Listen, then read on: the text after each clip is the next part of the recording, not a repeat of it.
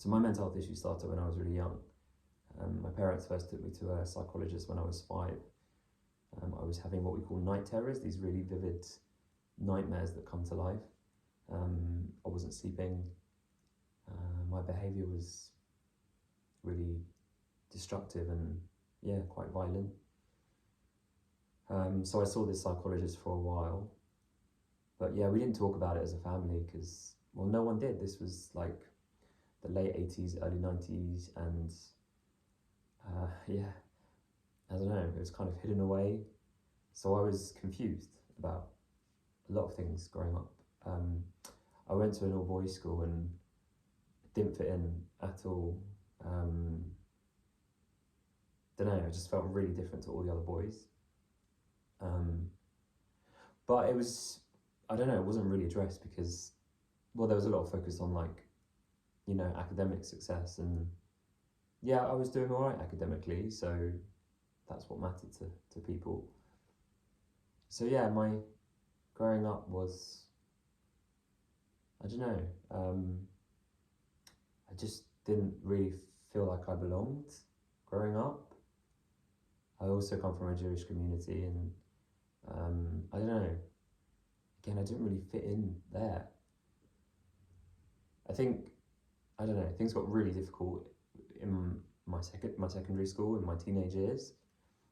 That's when it became, I don't know, just really, really tough. Particularly in my mid-teens, so like 16 onwards. I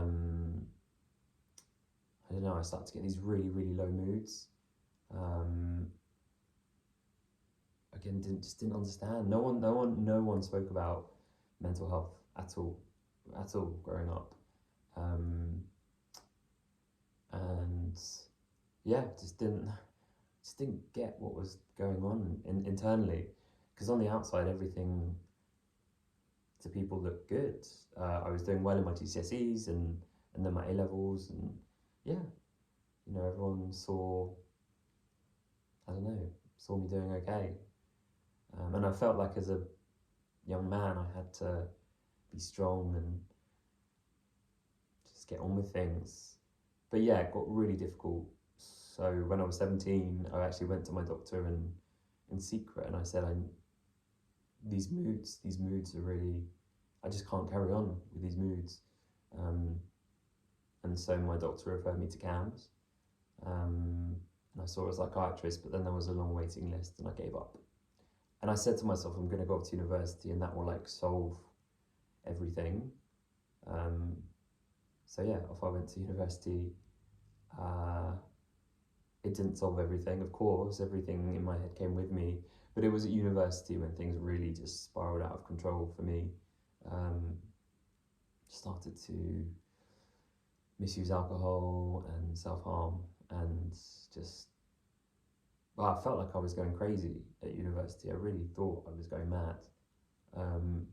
And again, no one spoke about mental health at all. No one talked about it. I just felt I was the only one that was struggling with anything. Everyone else seemed fine. And again, being a boy, young man, I just felt I just had to just get on with it. But it just became, well, I in the end, I actually had a breakdown. I had what we call a psychotic episode, which was horrible, which I lost complete control over my body and my mind when that happened. I felt like I was being possessed, and I ended up on the streets, and I was screaming and I was shouting, and it wasn't me. It was like, yeah, I was being possessed. And that's what led me to a psychiatric hospital. I was admitted and given a diagnosis of schizoaffective disorder, which is like schizophrenia and bipolar, although I don't know, I never really had the highs at that point. I just had lows, really severe lows. Anyway, I got this diagnosis, and that for me was the end. I really thought that I wouldn't get better. I didn't see a future. I was also struggling with my sexuality as well. And again, I just, yeah, being Jewish, coming from a Jewish family, community, I just thought, well, there is no future really, for me. I didn't see a way forward. It was just, just felt like everything had ended. I stayed a month in the hospital, and I actually ended up running away from the hospital. I ended up going to a bridge because there was just nothing. There was nothing left for me. I thought there was just didn't see any other way out. I was actually stopped by a stranger that was walking past on this bridge, and stopped, and he came over and approached me and talked to me, and had a real impact on me through his kindness and really his positivity. He was just kept giving me these messages of, you'll get through this, you'll be all right. And that's what I really needed to hear, that, because no one else was telling me that. In the hospital, my psychiatrist was pretty negative about my outlook. So I needed someone to believe that I would be all right. And this guy had this, belief that I would somehow get through it. And so anyway, I came away from the bridge, and someone called the police turned up, police took me away, it was sections, and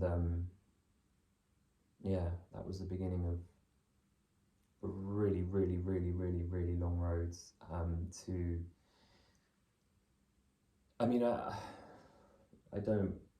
the word recovery is difficult, because my mental health issues are ongoing, and I have relapses, and I find that word quite hard, recovery. I'm different to where I was, like, so different, but there's no cure, and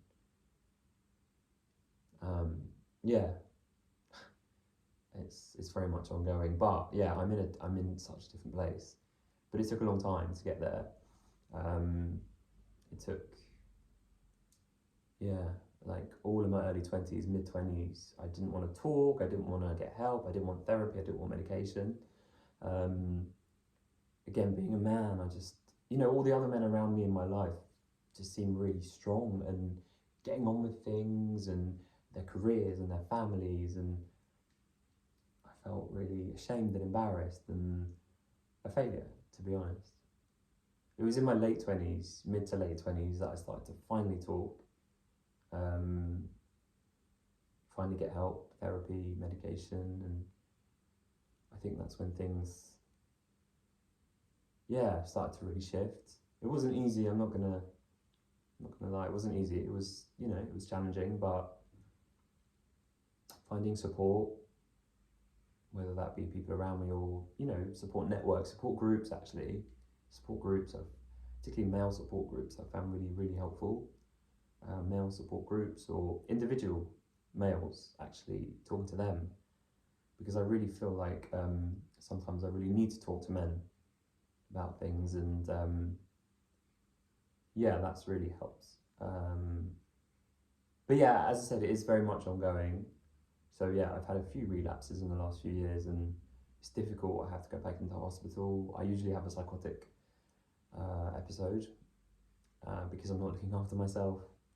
Stress builds up. I drink too much. Drink is a big problem. I don't sleep properly, and when I don't sleep properly, I quickly kind of lose control. I usually end up having a psychotic episode, going back into hospital, and it takes time then to, come out of it. But I always do.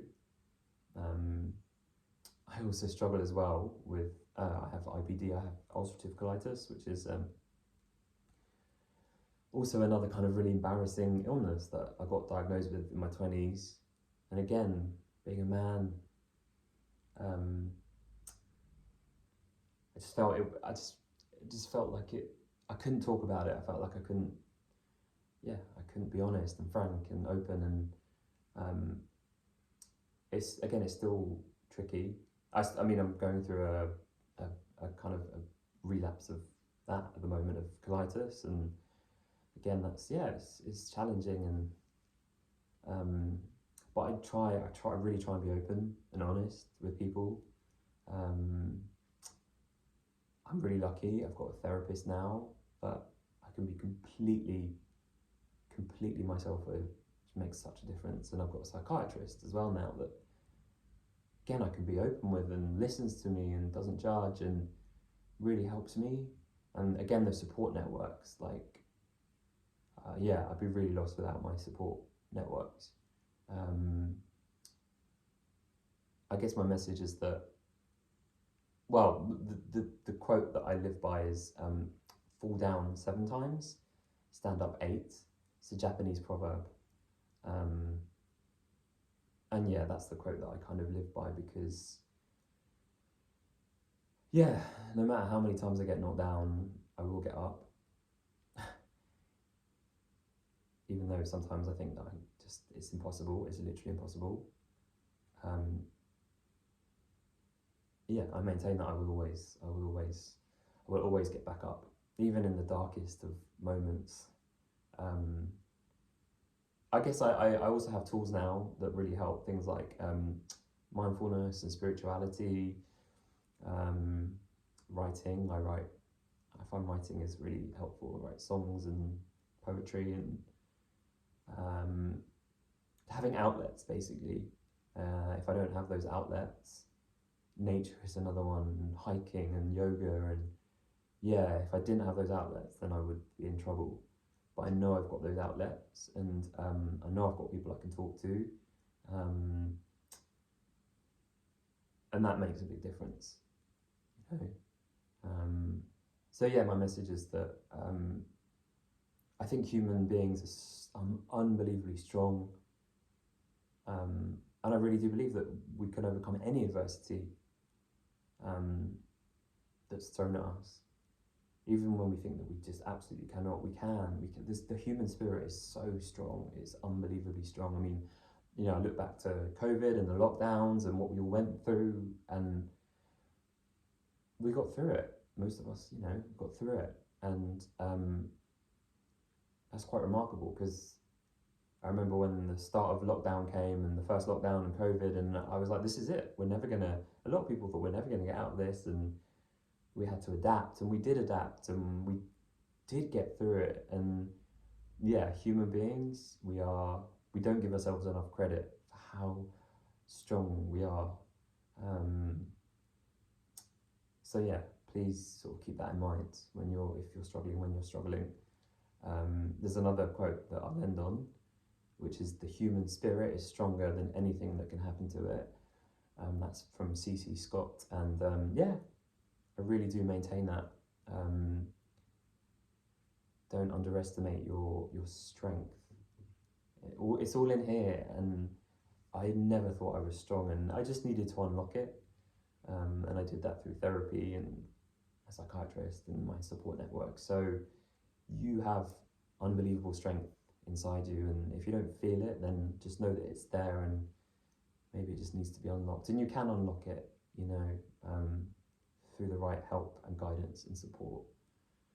So please do take good care of yourselves and your minds and your bodies, and just keep talking, and just always know that you can overcome anything that happens to you. Thank you.